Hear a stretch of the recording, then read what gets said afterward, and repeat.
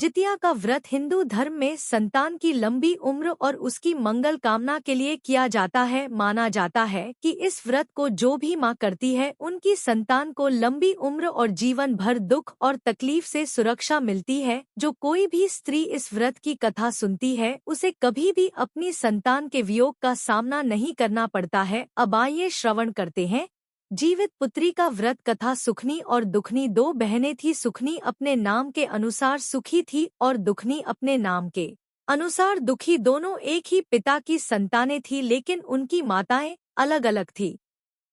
दोनों ने राजघराने में जन्म लिया था, लेकिन दोनों की किस्मत अलग अलग थी। राजा की एक रानी थी जिनसे काफी समय बाद एक पुत्री का जन्म हुआ। राजा और पूरे राजमहल में खुशियां फैल गई, लेकिन यह खुशियां अल्पकालिक साबित हुई। पुत्री के जन्म के बाद रानी का स्वर्गवास हो गया, जिससे महल में मातम छा गया और राजा को अपनी पुत्री से नफरत हो गई, क्योंकि वह मानते थे कि उसकी वजह से उनकी रानी उन्हें छोड़कर चली गई। इसलिए उन्होंने उसे अभागन कहकर उससे दूरी बना ली। राजा ने कहा कि वह कभी इस लड़की की शक्ल भी नहीं देखेगा। महल के सभी लोग और दास दासियां उस बच्ची के प्रति हमदर्दी दिखाने लगे। उन्होंने उसे दुखनी कहना शुरू कर दिया, क्योंकि वह जन्म से ही दुखी थी। राजा के मंत्रियों ने उन्हें समझाया कि बच्ची का इसमें कोई दोष नहीं है, उसकी माँ चली गई है और राजा ने भी उसे छोड़ दिया है, तो उसका क्या होगा। लेकिन राजा ने किसी की नहीं सुनी। दुखनी को दासियों के हवाले छोड़ दिया और खुद दूसरी शादी कर ली। दूसरी रानी महल में आई और समय धीरे धीरे बीतता गया। दूसरी रानी भी गर्भवती हो गई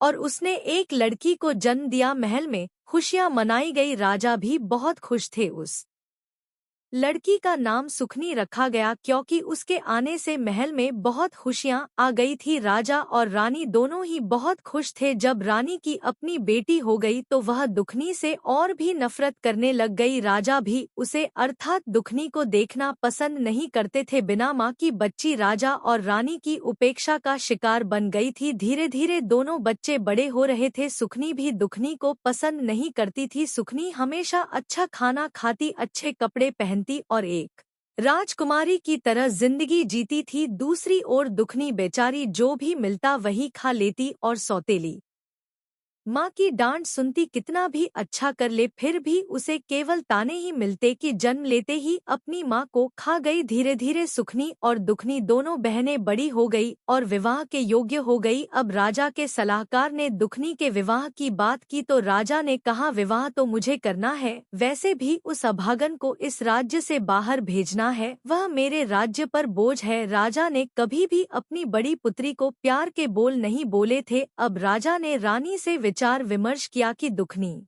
का विवाह करना है, तो रानी ने कहा, देखिए महाराज, दुखनी और सुखनी में 2 साल का अंतर है, दोनों का करना है। रानी की बात सुनकर राजा कहने लगे, मेरी समझ में नहीं आ रहा कि दुखनी के लिए कैसा वर ढूंढूं, क्योंकि मुझे तो दुखनी से कोई लगाव नहीं है वह कुलग्न है। मेरे घर में जो कुछ भी बुरा हुआ है उसकी वजह से ही हुआ। उसने जन्म लेते ही अपनी माँ को खा लिया। जो रानी मुझे जान से प्यारी थी वह मुझे छोड़कर चली गई। अगर दुखनी किसी दूसरे घर भी जाएगी तो वहाँ भी उसका बुरा साया पड़ेगा और उनके साथ भी कुछ बुरा हो सकता है। मैंने तो आज तक दुखनी का चेहरा नहीं देखा और कभी देखूंगा भी नहीं, लेकिन विवाह तो मुझे करना ही पड़ेगा, यहाँ से तो उसे विदा करना ही पड़ेगा। सौतेली माँ कहने लगी, महाराज, दुखनी की शादी किसी गरीब मजदूर के यहाँ कर दीजिए। अगर वह किसी राजमहल में जाएगी तो वहाँ भी बुरा हो जाएगा। सब लोग हमें ही दोष देंगे कि ऐसी अपशगुन बेटी को हमारे यहाँ क्यों भेजा। जब सब पहले से पता था तो उसकी शादी हमारे राजमहल में क्यों की। इसलिए इसे कहीं गरीब घर में दे दीजिए और मेरी सुखनी के लिए अच्छा कोई राजकुमार ढूंढिए। रानी की बात राजा को सही लगी। राजा राजमहल में आया और अपने मंत्री के साथ विचार विमर्श करने लगा। जो मंत्री था वह बड़ा ईमानदार था और राजा के प्रति बहुत सहानुभूति रखता था, लेकिन राजा उसकी भी कोई बात सुनने को तैयार नहीं था, क्योंकि मंत्री को दुखनी से बड़ी सहानुभूति थी और वह उसे राजा की अनुपस्थिति में अपनी बेटी की तरह मानता था। लेकिन राजा के मन में सिर्फ यह विचारधारा थी कि दुखनी अपग नहीं है और वह कहीं भी सही नहीं रह सकती। जहाँ भी जाएगी वहाँ सब बुरा ही करेगी। राजा के मन में एक दृढ़ धारणा थी, लेकिन मंत्री जी की बात राजा के सामने नहीं मानी गई, इसलिए नाई और पंडित को बुलवाकर दोनों बहनों के लिए राजा ने जैसा वर बताया वैसा ढूंढने के लिए भेज दिया। नाई और ब्राह्मण दुखनी के प्रति गहरी सहानुभूति रखते थे। पूरी प्रजा भी दुखनी के प्रति हमदर्दी महसूस करती थी, लेकिन राजा के डर के कारण कोई कुछ बोल नहीं सकता था। बेचारे नाई और ब्राह्मण दुखी मन से चल दिए। राजा ने जैसा वर बताया था उसी तरह का ढूंढने के लिए वे राज्य से काफी दूर एक गांव में पहुंचे। गांव ठीक ठाक था, लेकिन एक नदी के किनारे एक झोपड़ी थी। एक बूढ़ी औरत बाहर चबूतरे पर बैठी अपने बालों में कंघी कर रही थी। वह बहुत बूढ़ी थी, उसका घर भी बिखरा हुआ था। नाई और ब्राह्मण जब उसके पास पहुंचे तो पूछने लगे, मियाँ तुम्हारे घर में कौन कौन है? बूढ़ी औरत ने उत्तर दिया, बेटा हम तो गरीब लोग हैं, मजदूरी करके पेट पालते हैं। मेरा एक बेटा है जो मजदूरी करता है और जितना कमाता है उससे ज्यादा उड़ा देता है, क्योंकि उसका काम में मन नहीं लगता। मैं भी जितना कर सकती हूँ करती हूँ।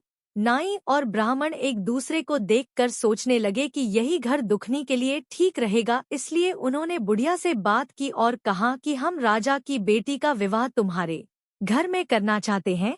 बुढ़िया चौंक कर खड़ी हो गई और कहने लगी, क्यों तुम दोनों मुझ बुढ़िया के साथ मजाक कर रहे हो? नाई और ब्राह्मण ने बुढ़िया को बैठाया और कहने लगे, माई हमारी बात ध्यान से सुनो, और राजा की बेटी जरूर है, लेकिन ना तो वह तुम्हें कोई दान दहेज देगा और ना ही तुम्हारे बेटे के साथ सानो शौकत से राजा अपनी बेटी का विवाह करेगा। वह बेचारी दुखिया है, तुम उसे माँ का प्यार देना। वह बहुत संस्कारी लड़की है, लेकिन राजा की नजरों में गिरी हुई है। राजा उसे कुलकन और अपशगी मानता है। हे मियाँ, पूरी प्रजा को उससे सहानुभूति है, लेकिन यदि वह तुम्हारे घर आएगी तो तुम्हारा घर स्वर्ग बना देगी।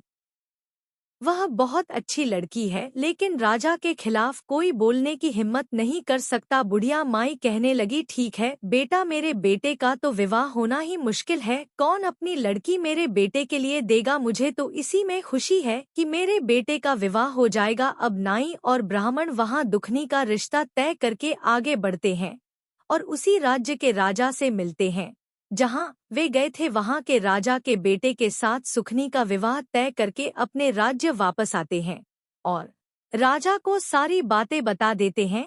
निश्चित समय पर शुभ मुहूर्त निकालकर दोनों का विवाह एक ही दिन तय हो जाता है। दुखनी के विवाह में केवल 5 लोग आए, क्योंकि बेचारे बड़े गरीब थे। राजा और रानी को कोई परवाह नहीं थी, जैसे तैसे फेरे हुए और दुखनी को विदा कर दिया गया। उसके साथ ना कोई दान दहेज, ना कोई सेवक सेविका, कुछ नहीं।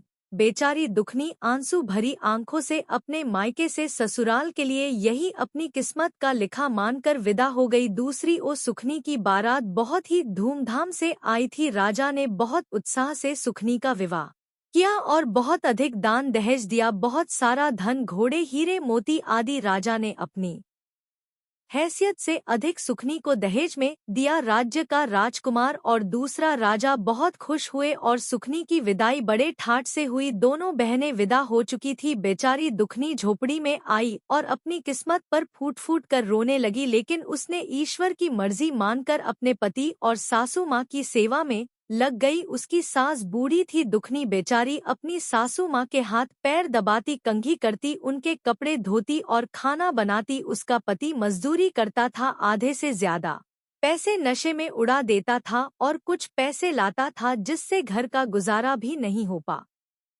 रहा था। दुखनी ने अपनी सासू माँ से कहा, माँ जी अगर मैं कुछ काम करूंगी तो हमारे हालात कुछ ठीक हो जाएंगे। बुढ़िया अपनी बहू को बिल्कुल अपनी बेटी की तरह प्यार करती थी, लेकिन दुखनी का पति उसे बहुत तंग करता था। अगर दुखनी अपने पति से कुछ कहती तो वो उसे मारता पीटता था। समय धीरे धीरे बीत रहा था और अब दुखनी गर्भवती थी। कुछ सालों बाद दुखनी के 2 बेटे और 2 बेटियां हो गई। समय बीता और सालों बीत गए, लेकिन किसी ने भी कभी दुखनी की कोई खबर नहीं ली। अब जब बच्चे हो गए तो परिवार में खर्चे बढ़ गए। अकेले आदमी की मेहनत मजदूरी से घर खर्च चलाना मुश्किल हो गया। दुखनी ने कहा, माँ जी अगर मैं भी मेहनत मजदूरी करूंगी तो हमारे हालात बेहतर होंगे। सासू माँ ने कहा, बेटी तुम तो राजकुमारी हो, तुमने कभी काम नहीं किया होगा। दुखनी ने कहा, माँ जी कैसी राजकुमारी, मैं तो ऐसी ही हूँ, अपने ने पिताजी के घर में भी मैं ऐसी ही थी, मुझे काम करने से कोई ऐतराज नहीं है। दुखनी का व्यवहार बड़ा मीठा था। पड़ोसी और गांव वाले सब दुखनी से बहुत खुश रहते थे। दुखनी बड़ी पूजा पाठ वाली धार्मिक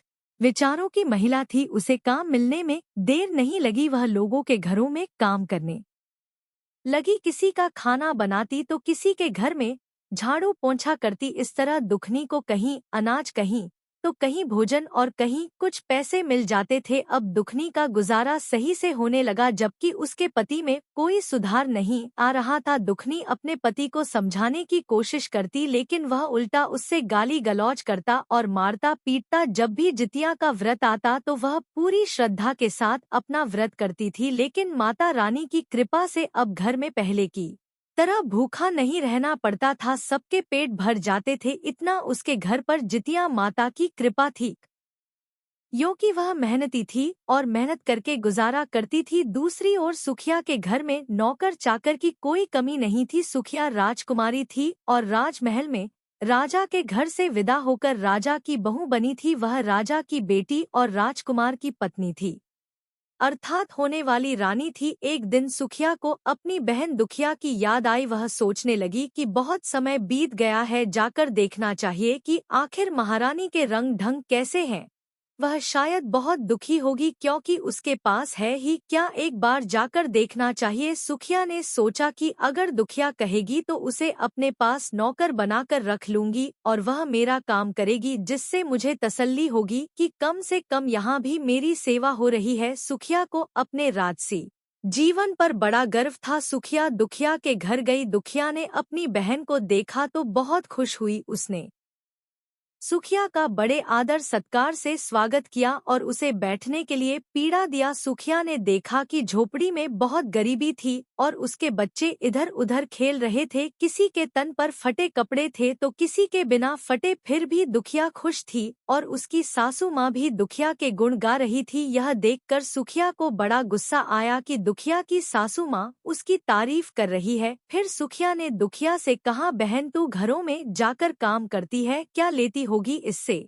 अच्छा तू मेरे साथ चल और मेरे राजमहल में काम कर, जितना तुझे यहाँ मिलता है मैं तुझे उससे ज्यादा मजदूरी दूंगी। यहाँ घर घर जाकर कितना काम करना पड़ता है तुझे। दुखिया ने जवाब दिया, बहन सुखिया, मुझे काम करने में कोई आपत्ति नहीं है, मैं यहाँ भी काम करती हूँ तो आपके यहाँ भी कर दूंगी। वहाँ काम करके मुझे खुशी मिलेगी कि चलो मेरी बहन का काम हो गया। बातचीत समाप्त करके सुखनी अपने राजमहल लौट आई और अगले दिन से दुखनी सुखनी के घर जाने लगी। सुखनी दुखनी से बहुत ज्यादा काम करवाती थी, क्योंकि दुखनी को परेशान करने में सुखनी को बड़ा मजा आता था। सुखनी को जो भी बासी खाना मिलता उसे वह दुखनी को दे देती और दुखनी उसे खुशी खुशी ले लेती। राजमहल में तरह तरह के व्यंजन बनते थे और कभी कभी बच्चों के लिए भी अच्छे पकवान मिल जाते थे। इस वजह से दुखनी और उसके बच्चे खुश रहते थे कि अब कुछ नया खाने को मिलेगा। जितिया का व्रत आया। बच्चे कहने लगे, माँ आज तो आप मौसी के यहाँ जाओगी, नए नए पकवान मिलेंगे, हमारे लिए भी कुछ लेकर आना। दुखनी ने कहा, ठीक है बच्चों, ले आऊंगी। दुखनी सुखनी के पास गई और कहने लगी, बहन आज नहाए खाए हैं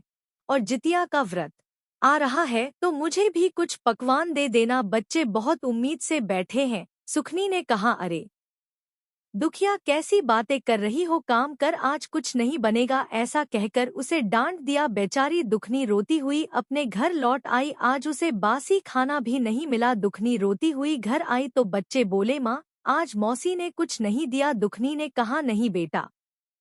बच्चे बोले, माँ तुम नहाए खाए का जितिया व्रत कैसे करोगी, पारण कैसे करोगी? दुखनी की आंखों में आंसू आ गए, लेकिन वह कुछ नहीं बोली और कहा, बेटा जैसे भगवान चाहेंगे वैसे रह लूंगी। अपने बच्चों की लंबी आयु और स्वास्थ्य के लिए मैं व्रत जरूर रखूंगी। मेरे लिए धन दौलत जो कुछ भी है सब मेरे बच्चे हैं।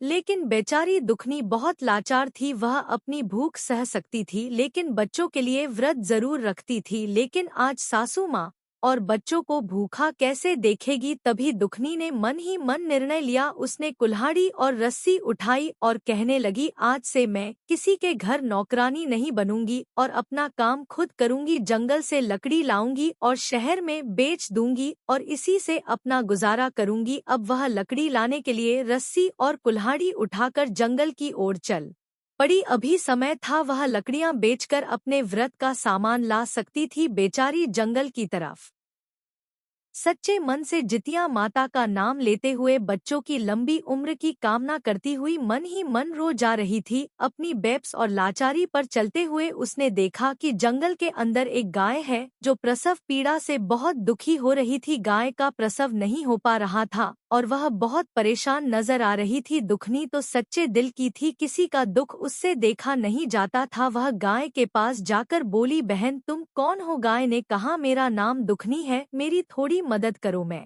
प्रसव पीड़ा से बहुत कष्ट में हूँ और मेरा प्रसव नहीं हो पा रहा है। दुखनी बेचारी गौ माता को सहलाकर उसकी कमर पर प्यार से हाथ फेरा। कुछ समय पश्चात गौ माता का प्रसव हो गया और गौ माता ने बछड़े को जन्म दिया। गौ माता ने दुखनी को धन्यवाद दिया। यह तो दुखनी की परीक्षा थी, लेकिन वह इससे अनजान थी। दुखनी ने गौ माता से कहा, आप बछड़े का ध्यान रखो और मुझे अभी लकड़ी लेने जाना है। गौ माता ने कहा, दुखनी बहन लौटते समय मुझसे जरूर मिलते जाना। दुखनी आगे बढ़ चली। रास्ते में थोड़ी ही दूर चली थी कि उसने देखा एक नागिन बार बार अपना फन जमीन पर मार रही थी और तड़प रही थी। दुखनी ने उसे ध्यान से देखा तो ऐसा लग रहा था जैसे वह बहुत कष्ट में है। दुखनी को नागिन पर दया आ गई। वह उसके पास गई और बोली, नागिन बहन तुम इतनी परेशान क्यों हो? नागिन ने जवाब दिया, तुम कौन हो? मुझे देखकर तो लोग डर कर भाग जाते हैं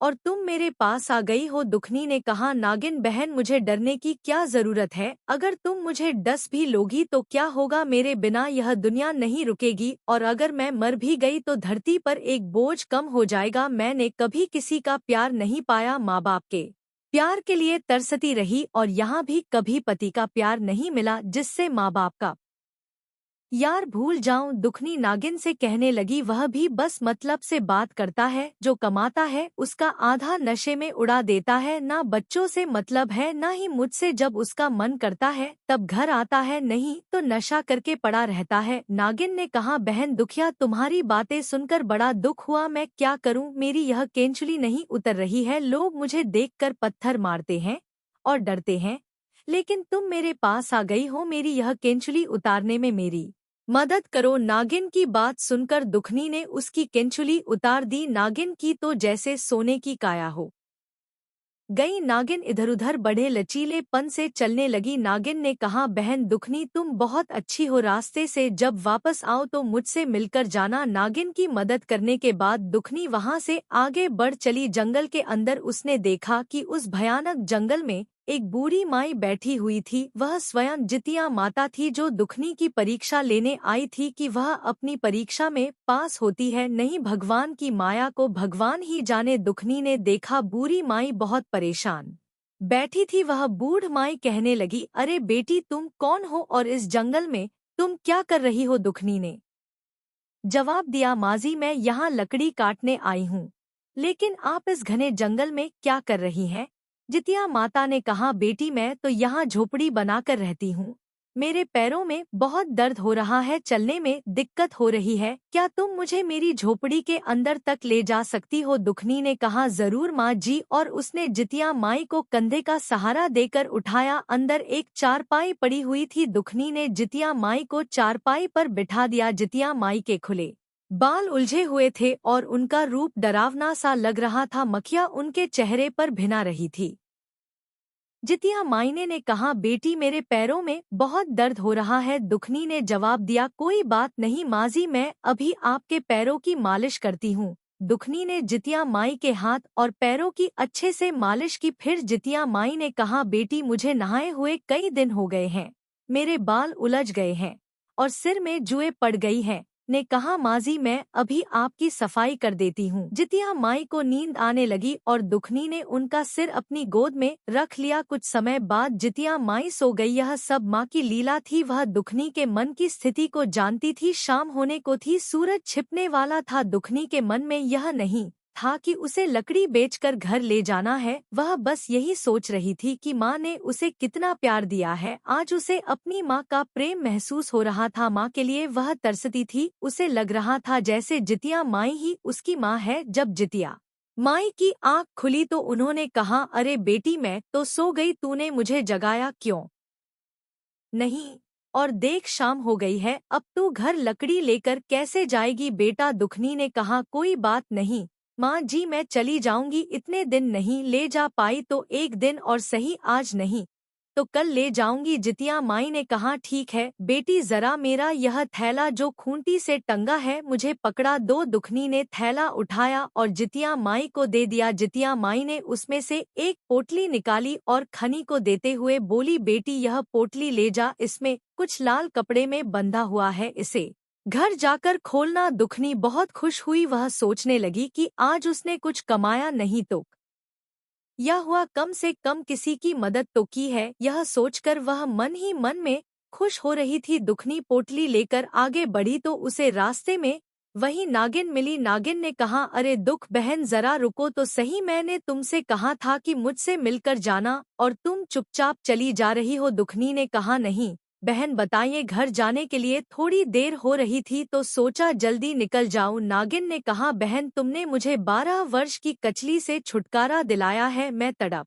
रही थी। यह लो, यह मेरी नागमणि, इसे ले जाओ। जिस घर में यह रहेगी वह घर नौनिधि सिद्ध हो जाएगा। दुखनी बहुत खुश हुई। उसने नाग माता के हाथ जोड़े और वहां से चल दी। थोड़ी दूर ही पहुंची थी कि गौ माता ने आवाज लगाई, अरे ओ दुखनी बहन, कैसे चुपचाप चली जा रही हो? यहाँ जंगल में हम क्या करेंगे, हमें भी तो साथ ले चलो। दुखनी ने कहा, गौ माता आप मेरे साथ चलेंगी? गौ माता ने कहा, हाँ हम चलेंगे। देख, अब मेरा दूध रे घर के काम आएगा, तेरे बच्चे भूखे नहीं रहेंगे। मेरे दूध को बेचकर तू पैसे कमा सकती है और अपने घर का खर्च चला सकती है, अपने बच्चों को मेरा मीठा दूध पिला सकती है। अब बछड़ा और गाय दुखनी के साथ साथ चलने लगे। दुखनी आगे आगे पीछे पीछे बड़ी सुंदर सी सफेद रंग की गाय और छोटा सा बछड़ा चल रहे थे। उनके गले में बंधी हुई घंटी टन टन बज रही थी। वे बड़े आराम से जा रहे थे। जब दुखिया अपने घर पहुंची तो दुखनी की सांस बैठी हुई उसका इंतजार कर रही थी। कहने लगी, अरे बहू दुखनी, आज तो बहुत समय लगा दिया बेटा, सुबह से तू भूखी थी और आज तूने कुछ खाया भी नहीं है। आज नहाकर खाना खा ले, कल तेरा निर्जल व्रत रहेगा, परसों तुझे पारण भी करना है। तू कैसे करेगी बेटा? नवमी के दिन वह अपनी सासू माँ से बोली, माजी आप चिंता मत करो, मुझे तो लगा ही नहीं कि मैंने कोई व्रत रखा है। मेरे शरीर में तो अजीब सी ताकत का एहसास हो रहा है। मुझे नहीं लग रहा कि मैं आज इतनी परेशान थी। आज तो मुझे बहुत हल्का और खुशी महसूस हो रही है। जब वह घर आई तो उसने सारी बात अपनी सासू माँ को बताई। उसकी सासू माँ बोली, बेटा आज तुमने तो यह बहुत अच्छा काम किया। फिर उसकी सासू माँ ने चौके को लीप दिया और एक दिया जला दिया। दुखनी ने वहाँ पर लाल पोटली रख दी। जैसे ही दुखनी ने लाल पोटली खोली, उसमें से सोना चांदी हीरे और मोती निकलने लगे। यह देखकर दुखनी और उसकी सांस की आंखें फटी की फटी रह गई। बाहर गाय रंभा रही थी। दुखनी बाल्टी लेकर गई तो गाय ने बाल्टी भरकर दूध दिया। सब लोग बहुत खुश हुए। शाम को जब दुखनी का पति मजदूरी करके आया तो उसने देखा कि घर के बाहर गाय बंधी हुई है और अंदर बड़ी रोशनी चमक रही है, क्योंकि वहाँ नागमणि रखी हुई थी। वह बहुत हैरान हुआ और कहा, अरे यह क्या है? दुखनी ने अपने पति को सारी बात बताई। फिर उसका पति दुखनी से माफी मांगने लगा और कहने लगा, दुखनी तुम तो साक्षात लक्ष्मी हो और मैंने आज तक तुम्हारी कदर नहीं की, तुम्हारे दुख को समझने में असफल रहा, मुझे माफ कर दो। दुखनी ने कहा, कोई बात नहीं स्वामी, देर आए दुरुस्त आए। लेकिन मैं इस बात से खुश हूँ कि अब तुमने मेरी अहमियत समझ ली है। अब हमारे पास इतना धन है कि हम अपना अच्छा सा काम शुरू कर सकते हैं। उसका पति भी खुश हो गया क्योंकि अब उसे मजदूरी नहीं करनी पड़ेगी। वह गरीबी से तंग आकर नशा करता था क्योंकि अपने बच्चों की भूख नहीं देख पाता था और उसका गुस्सा दुखनी पर उतरता था। वह दिल का बुरा नहीं था। अब दुखनी ने कहा चलो कुछ धन ले लो और बाजार से जितिया माता के व्रत की तैयारी के लिए सामान दिलाकर आओ।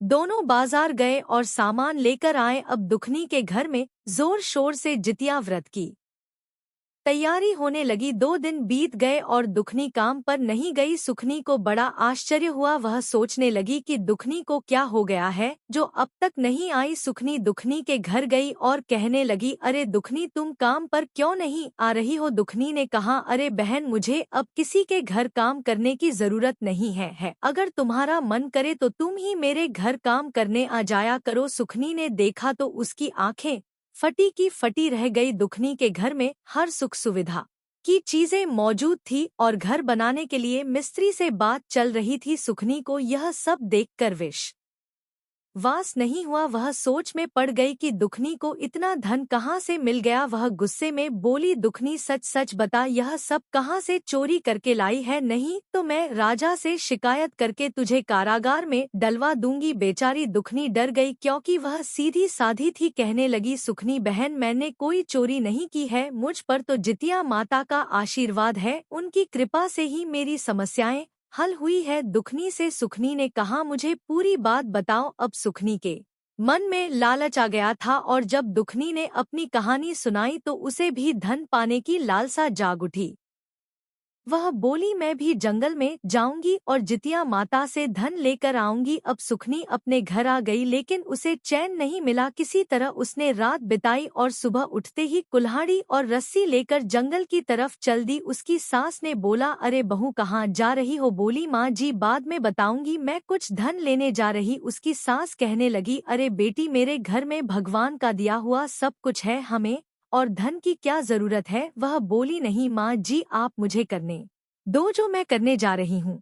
वह अपनी सासू माँ की बात अनसुनी करके जंगल की तरफ चल दी। जंगल में चलती जा रही थी। जंगल में कुछ अंदर गई तो देखा एक गाय प्रसव पीड़ा से करा रही थी। वह बोली अरे बहन तुम कौन हो, जरा मेरी मदद कर दो, मैं दर्द से बेहाल हो रही हूँ। मेरा प्रसव काल है, मुझसे दर्द बर्दाश्त नहीं हो रहा है। गौ माता की बात सुनकर सुखनी कहने लगी अरे तुझे क्या मैं दासी दिखाई देती हूँ, मैं सुखनी हूँ, इस राज्य के राजा की बहू। हमारे यहाँ दास दासिया काम करते हैं और तुम मुझसे काम करने के लिए बोल रही हो। वह गाय को दुत्कार के आगे चली गई। आगे कुछ दूर चलती है तो उसे वही नागिन जो अपना फन धरती पर पटक रही थी दिखाई देती है। तो वह नागिन कहती है अरे बहन जरा मेरी मदद कर दो। सुखनी पहले तो नागिन को देखकर डर जाती है और कहती है मुझे डस लेगी और मैं तेरी मदद कर दूं। अरे सांप को जो दूध पिलाता है उसी को वो डस लेता है, मैं तेरी मदद नहीं करूंगी। और एक पत्थर उठाकर नागिन को मार देती है और आगे चल देती है। आगे चलते चलते जब काफी अंदर जंगल में चली जाती है तो वह उस बूढ़ माई को ढूंढती है। ढूंढते ढूंढते काफी परेशान हो जाती है और शाम होने को होती है तो देखती है कि एक बुढ़िया माई की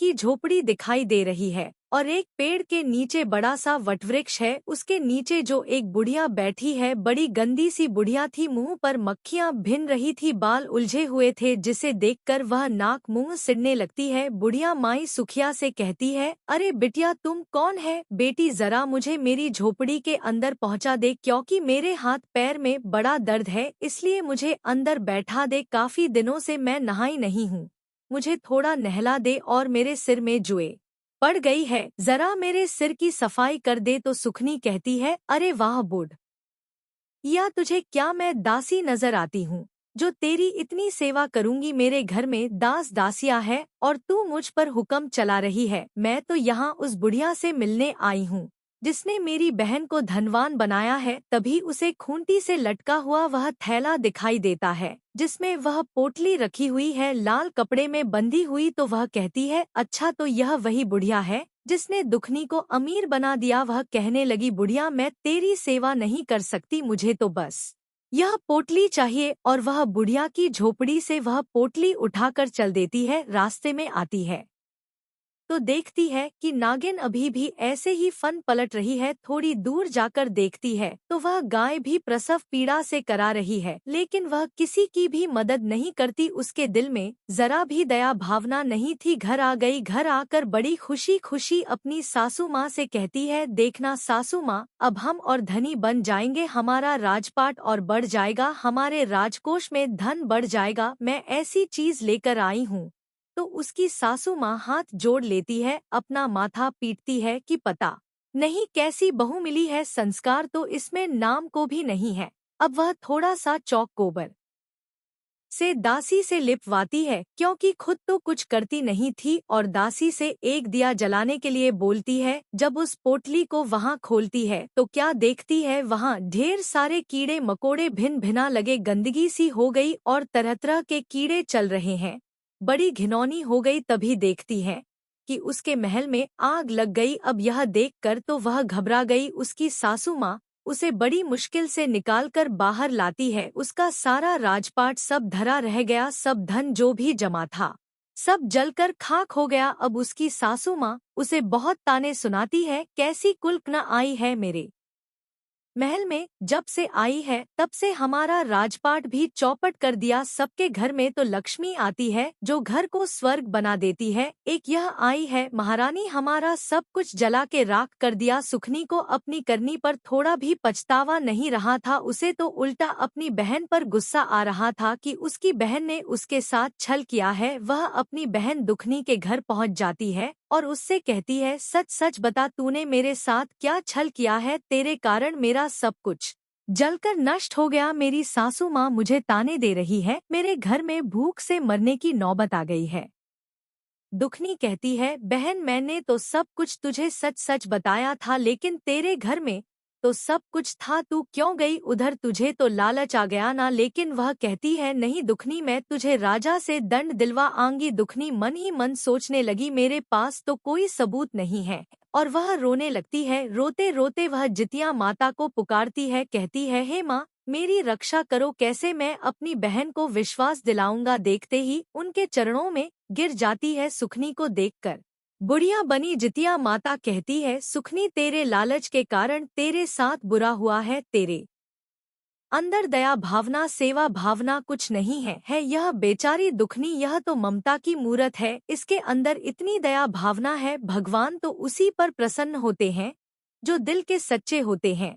लेकिन दुखनी तेरे मन में तो कपट है, तू तो दूसरों को देखकर भी खुश नहीं है इसलिए तुझे सजा मिली है, तुझे तेरी करनी का फल मिला है और दुखनी को उसके पूजा का फल मिला है। यह देखकर अब दुखनी जैसे रो रही थी तो सुखनी भी माता के चरणों में गिर पड़ती है। उसे अपनी करनी पर अब पछतावा होने लगता है। वह माता से क्षमा याचना करने लगती है और कहती है, माता मुझे माफ कर दो, मुझसे बहुत बड़ी गलती हो गई है। तब माता से दुखनी कहती है, माता मेरी बहन को माफ कर दो। तो माता रानी सुखनी से कहती है, देखो तू दुखनी का कितना बुरा चाहती थी, लेकिन दुखनी अभी भी तेरा सुख चाहती है। माता उसे भी सौभाग्य और बेटे का आशीर्वाद देती है और कहती है, तेरा राजपाट पहले जैसा हो जाए और दोनों बहनों को सुखी रहने का आशीर्वाद देकर वहाँ से जितिया माता अंतर्ध्यान हो जाती है। सुखनी को सबक सिखाने के लिए यह सब जितिया माता की लीला थी। अब उसका राजपाट पहले जैसा हो गया, अब सुखनी में बदलाव आ गया। अब वह अपनी बहन दुखनी के साथ अच्छे से बात करती थी, घमंड नहीं दिखाती थी और उसके साथ पूजा पाठ करने लगी। जितिया माता की कथा सुनती और हर साल दोनों बहनें मिलकर पूजा पाठ करती। अब दोनों बहनें अमीर थी, किसी के घर में कोई कमी नहीं थी और दोनों बहनों में प्रेम हो गया तथा दोनों प्यार से रहने लगी। अब उन्हें किसी चीज की कोई कमी नहीं थी। है जितिया माता जैसे दुखनी को आई ऐसे सबको आना, जैसे सुखनी को आई ऐसे किसी को मत आना। और जो यह कथा कह रहे हैं और जो यह कथा सुन रहे हैं माता सबकी जो मनोकामना हो पूरी करना, बोलो जितिया माता की जय।